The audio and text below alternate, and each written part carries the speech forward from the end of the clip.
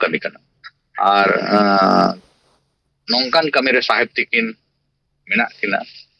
kin badai nyam dareana je job tok hora bohok bai bodoloa uihar bai bodoloa तब तक मिट्टी और मिट्टी टारगेट जहाँ मेना लाइफ रे से आदिवासी सोसाइटी लगी ओना अचीव अडी कष्ट तक जुमित कमी हो जेते हड़ जुदी मिद उयते बाको तलग बाको गालांगोआ उन जो ओना चेतान रे जुमित को अडी कष्ट कमी अब जहाँ तिना गे जुमित बो नेले आबो नोआ लुगुबुरी को चला कना एक्चुअली ओना दो सांगे हड़ को जावरा कना ओना दो जुमित दो बांग कना ना तो बिना हो कातन के आको हड़ को चला कना को मिटी ट्रेंड मेना ओना चला पे लुगुबुरुन चला मेनते पाता करे उनका के पटा बिना करे अड़ी हजार हजार लाख लाख हड़ को चला अड़ी हड़ बो ना अड़ी बो जुमित अकना वाकाय ओना दो जुमित दो बांग कना हड़ को चला कना को एंटरटेनमेंट कोई समय नाम के चलो घूम के आते हैं लेकिन असली जुमित दो लगती चला जहाना जिनिस के अचीवमेंट लगी दो यदि आम संवैधानिक हक अदरम हताओ से जहाना मिटी टारगेट बनाओ करते नोआ जिनिस के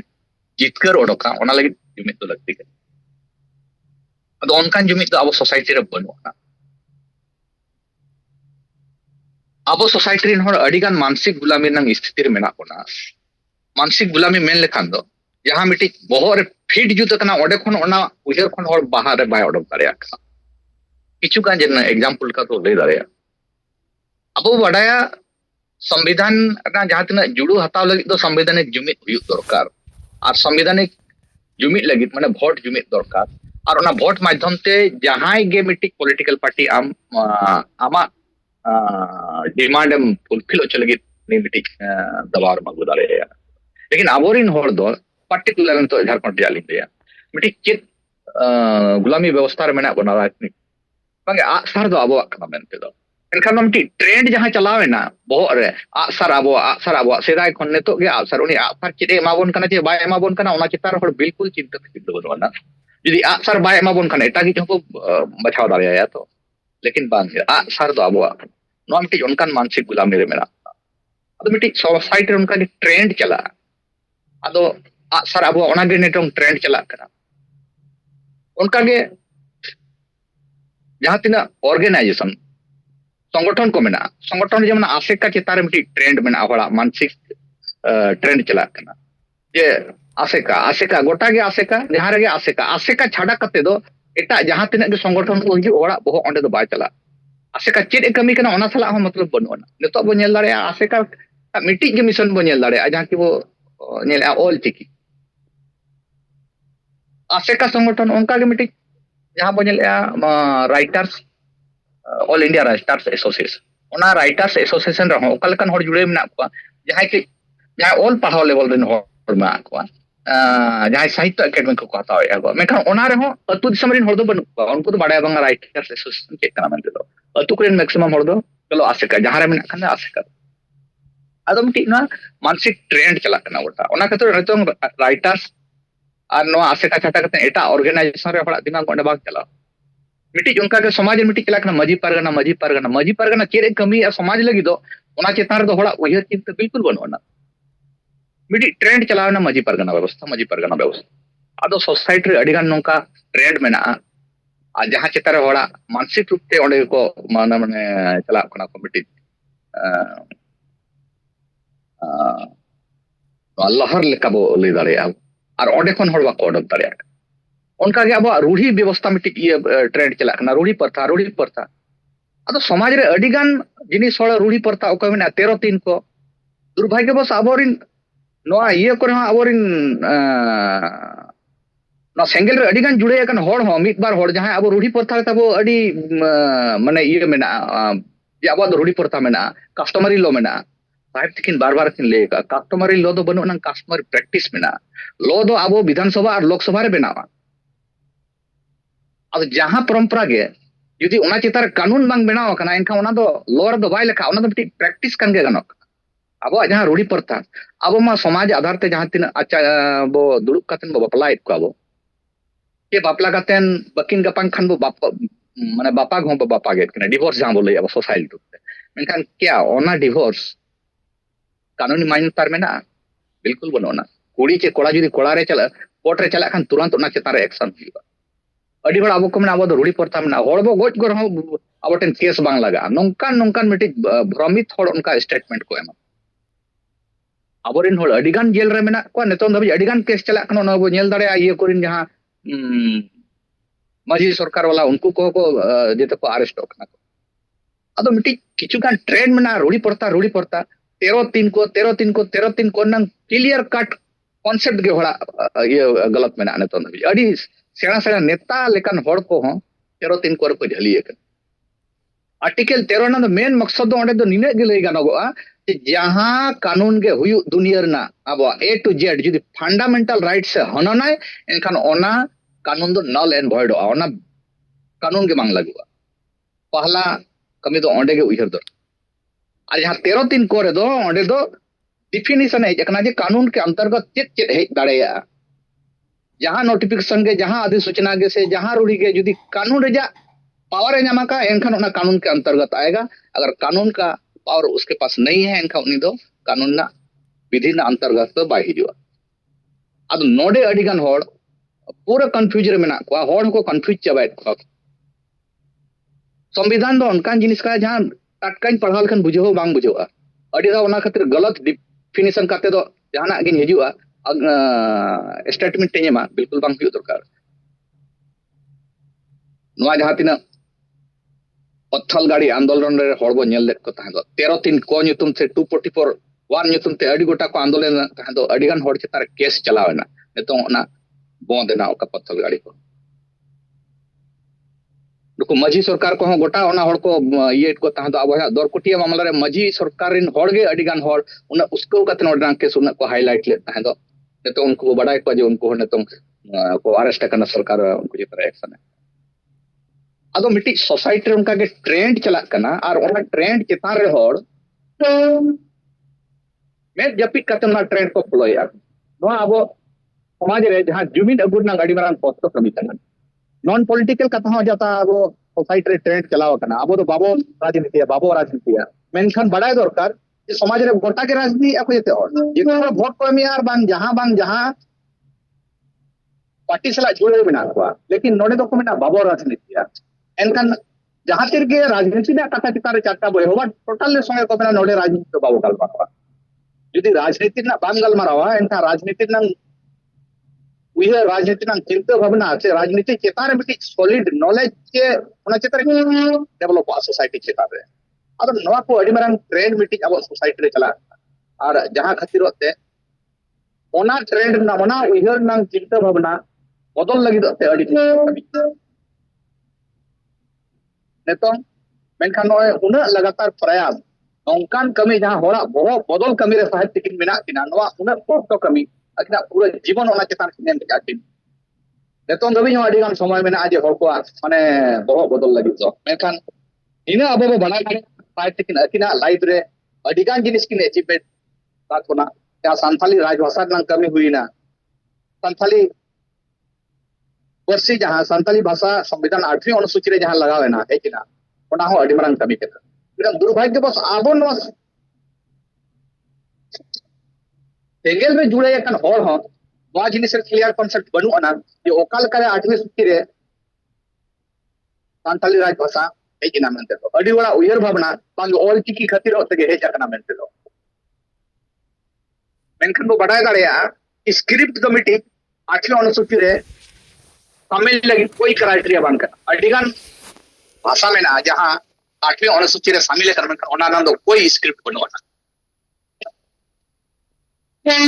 ओना बहुत बदल ओना कमी रे मेना कोना और अडिगान लगातार प्रयास के नेतो जहां मजी को बदल कोआ नवा उयर हो तक होड़ा उनका ट्रेंड सेटअप कान था और बाको उयर दाड़िया कान लेकिन लगातार न हो जावो कमी करा नवा चपारे तो नारायण गोंके नाल का की ले किया और को ठीक दाड़िया कना बागे मजी तो बदल दर मिटी मजी के बांग ओल पढ़ाव कना है अडिगान जायगा में को बिल्कुल बांग ओल पढ़ाव के अंडर मैट्रिक को पास का उनकन को अंडर रे ओल पढ़ाव चक्री बकरी आईएएस आईपीएस डॉक्टर वकील इंजीनियर जो तो उनको अंडर में ना मिटी परमानेंट पूरा सोसाइटी चेदा गुलाम काते ने दो का अब नवा सेटअप ओड़ा जब तक बांग हिजुगा सोसाइटी चिकई ला ᱟᱫᱚ ᱞᱟᱜᱟᱛᱟᱨ ᱱᱚᱣᱟ ᱞᱟᱹᱜᱤᱫ ᱡᱚᱱ ᱡᱟᱜᱨᱚᱱ ᱦᱩᱭᱩᱜ ᱠᱟᱱ ᱱᱤᱭᱟᱹ ᱦᱚᱲ ᱠᱚ ᱴᱷᱤᱠᱟᱹᱭᱟ ᱱᱤᱛᱚᱝ ᱠᱚ ᱵᱟᱲᱟᱭ ᱫᱟᱲᱮᱭᱟᱜ ᱠᱟᱱᱟ ᱡᱮ ᱢᱟᱹᱡᱷᱤ ᱵᱚᱫᱚᱞ ᱨᱮᱱᱟᱜ ᱠᱟᱛᱷᱟ ᱦᱚᱲ ᱠᱚ ᱴᱷᱤᱠᱟᱹ ᱫᱟᱲᱮᱭᱟᱜ ᱟᱹᱰᱤ ᱛᱮ ᱱᱩᱠᱥᱟᱱᱚᱜ ᱠᱟᱱᱟ ᱵᱚ ᱚᱱᱟ ᱡᱟᱭᱜᱟ ᱛᱮ ᱵᱮᱨᱮᱞ ᱫᱟᱜ ᱛᱮᱦᱚᱸ ᱠᱟᱹᱢᱤ ᱦᱩᱭ ᱫᱟᱲᱮᱭᱟᱜᱼᱟ ᱢᱮᱱᱛᱮ ᱫᱚ ᱚᱱᱟ ᱠᱚ ᱴᱷᱤᱠᱟᱹ ᱫᱟᱲᱮᱭᱟᱜ ᱨᱟᱡᱽᱱᱤᱛᱤ ᱟᱹᱰᱤ ᱞᱟᱹᱠᱛᱤ ᱜᱮᱭᱟ ᱢᱮᱱᱛᱮ ᱦᱚᱲ ᱠᱚ ᱴᱷᱤᱠᱟᱹ ᱫᱟᱲᱮᱭᱟᱜ ᱥᱟᱨᱱᱟ ᱫᱷᱚᱨᱚᱢ ᱨᱮᱱᱟᱜ ᱟᱸᱫᱳᱲ गोटा दुनिया रे नितों दो आबो को बड़ाय दाड़े कना जे बांग सारना धर्म को हुयु दरकार मेनते दो आदो नवा जिनिस को कई कई नियत स्थापित आबो बोले दाड़े पर्सी जितकरी ना कथा जहां बोल रही आबो नय नुना मारंग संविधान मिट्टी संतार ते ये ना बनावेना मेनखान ओकोय शामिल होचो का 8 अनुसूची रे पर्सी जितकरी ना साहेबा नितुम दो बाको हताव लेया मेनखान एटा होला नितुम हो बाको हताव दाड़े कना होर माने नोडे बड़ायो कना साहेबा नितुम मा बाको हताव दाड़े कना जदि साहेब बाखान ओकोय हुई दाड़े आय एटा होला नितुम हो बाको हताव दाड़े आदो आबो सोसाइटी रे मिट्टी नोंकान जिनिस ना क्रेडिट एमो ना प्रचलन बनो ना एटा और क्रेडिट बांग एमना का निजेरा क्रेडिट तो बाय हताव दाड़े होर केला मा दो क्लियर कट कना रोड रास्ता रेल बाको गोटा जाम चले ताने आबो आबो साहेब संताली वर्सी 8 अनुसूची रे शामिल चले साहेब तिकना जहां एडम मेना नोआ तो पूरा इतिहास से दो ऑल जुत कना और जुतु में हताव बा जुतु हताव अडिगान होड़ ना तो बड़ाया नितो आम पब्लिक को बड़ाया जे 8 अनुसूची रे संताली राजभाषा संताली पर्सी सेलेक्ट कना नोआ नंग पूरा पूरी एनएम दो साहेब तिकना मेंते रेल रोड गोटा किन जाम लिया ना तो आम पब्लिक को बड़ाया संगठन होड़ एटा लीडर्स को भले नितुम को हताव आदो सारना धर्म ना आदोड़ गोटा चलाव कना और ने तो ना को रोड रकाबिया को संविधान ना कथा होड़ को रकाबिया को संविधान हो कई दरे हताव दो कर मेन दो पॉलिटिकल पार्टी चेतारे जेमन आ सर चितारे होड़ा उन ट्रेंड जहां चलाव कना ने तो अडी होड़ को रोड रकाबिया बंगा आ सर के कमिया बन कना से बाय कमिया बन कना मेन दो लगातार जन जागरण माध्यम तो होड़ को ठिका दाड़े ओका बेसा ओका बड़ी जा काम मेन दो आदो अब कमी अडी कष्ट गया मेनखान एंतरो लगातार को छुटाव ना इना को छुटाव को मा जब तक होड़ा वा उइहर बांग बदलवा आबो सोसाइटी रे सेना जुबिन अगु अडी अडी मुश्किलवा आर आबो जहां तने गे आदिवासी को बांचा ना हक इधर हतार जा जहां कभी मेना ओना लहा अडी मुश्किल गया ओना खातिर होड़ा बहुत बदल दरकार आर होड़ा बहुत बदल साथे समाज रे जहां बॉटम लेवल रे तब जहां मेना जहां संवैधानिक और जनतांत्रिक सुधार नोआ अडी मारंग लगती कमी कना बागों के निये घड़ी इन को गेमेंट कथा लिया कथली हिरो या साहेब आर मैडम सामने थाना को गलिया थोड़ा तेल गुड बात मानव के बाद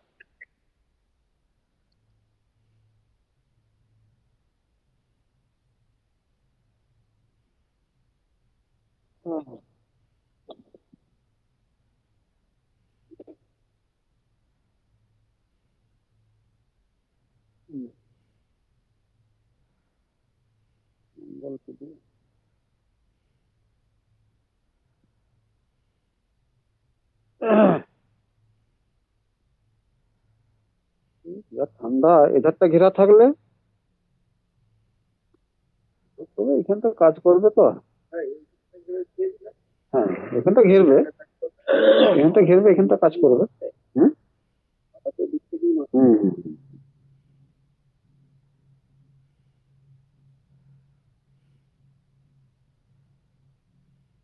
লাইটটা আরো পাওয়ারের হতো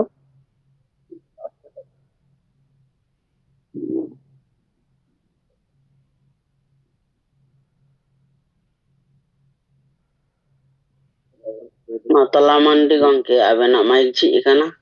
jahana men mena rod ben bakal to mic dob ben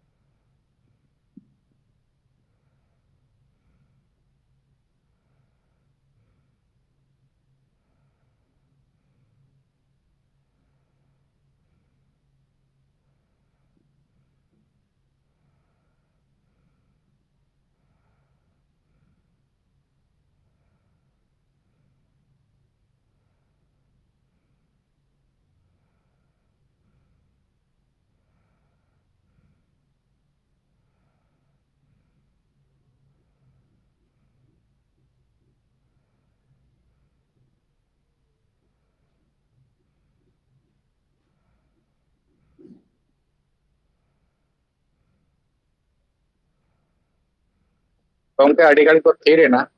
ko babo rode ya somoy 5 minute gan ke mena ali mit bar katha le rode jo ke nitong jaha abo chalak kana pesar na Jharkhand re adi gota ge gota chetan re hor ko rode ya ठीक kana che banga men nitong alin jaha tina nijera ujar hiju पैसा act ते अब आदिवासी को अड़ी जस्ती पांचावना हर बलिंग मेले पैसा act दो ग्राम सभा अधिकार नाम का और उनी जहां तिना गे जमीन अधिग्रहण लेकान जिनिस को हुआ ओंडे मंजूरी एमा मंजूरी मेम के कना अपनारा आशा रे फैक्ट्री हो बेना उन दो यदि मंजूरी बाम एमा ओंडे ओना नंबर आती है नहीं आया है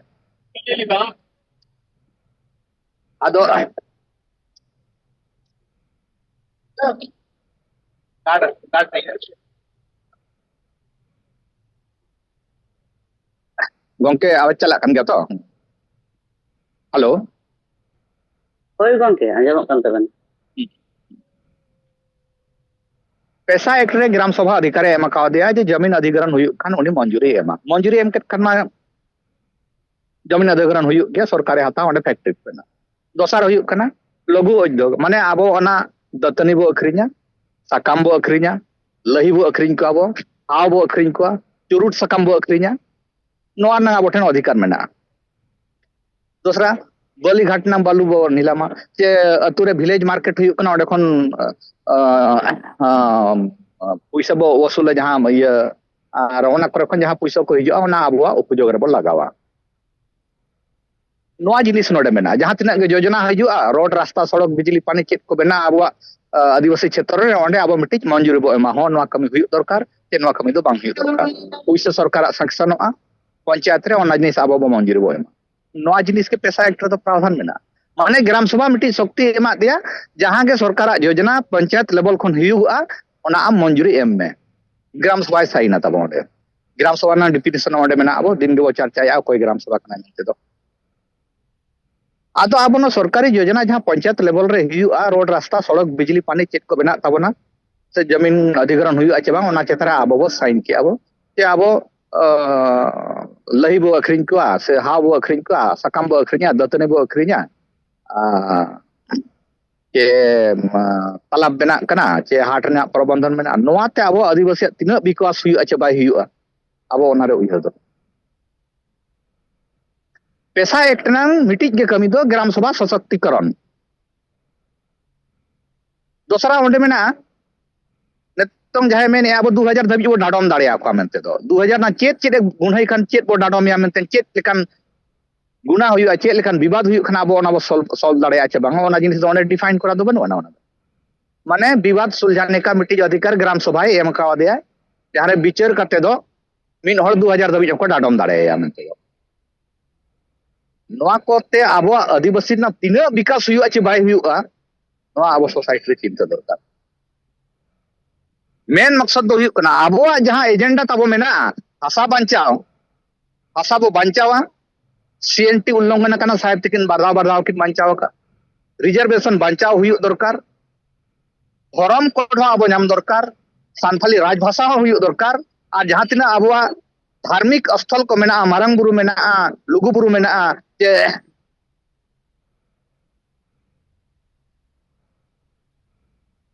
आरो जहां तिना धार्मिक स्थल चे धार्मिक संस्कृति ते अब मेना नोआ जिनिस को बंचाव लगती कना चे बांग कना मेनते दो आदो नोआ एजेंडा अब नोआ चित्र बहुत सेटअप दरकार नितों पैसा एक चेतार पूरा चर्चा चला कना झारखंड पॉलिटिकल पार्टी जेते ओना चेतार को चर्चा या नोआ ठीक ना चे बाय ठीक ना लेकिन आदिवासी वाकारे खाली ओना चुरुट सकाम ओना को गेबो अखरिnya हाव को गेबो अखरिन कुआ लही को गेबो अखरिन कुआ बली घाट को मैनेजमेंट से विलेज मार्केट को मैनेजमेंट ओना गे आबो असली कना कि आबो भाषा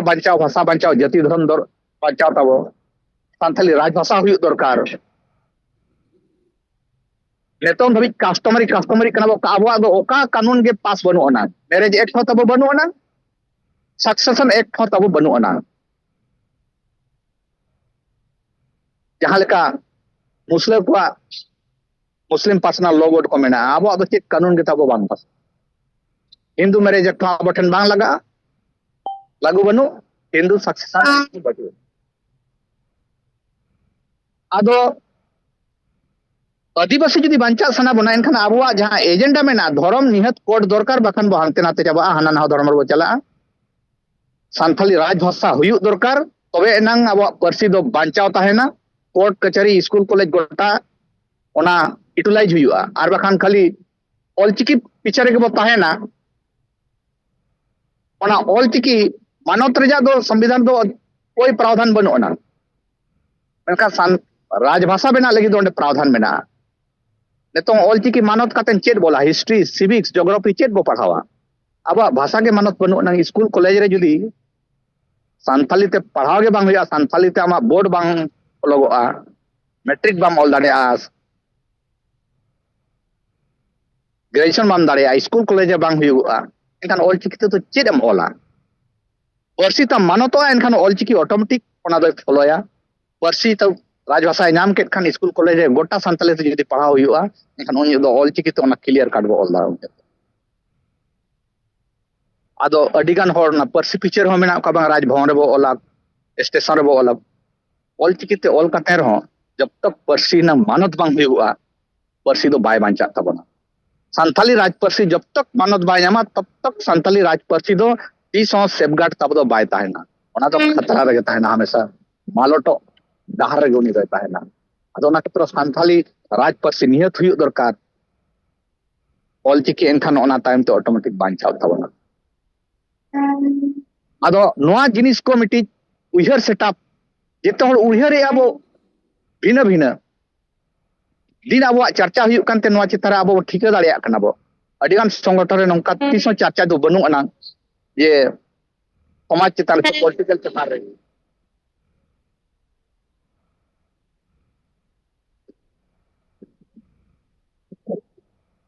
तो ओनाते एटा ऑर्गेनाइजेशन और आबवा जहां नोआ सेंगेल अभियान ऑर्गेनाइजेशन मेना नोआ दो तबो अडी फरक गया तेदा आबो दो दिन नोआ चितान रे चर्चा हुयु कना ओका बेसोगो कना जे ओका बांग कना मेनते दो और आबो बो कमी कना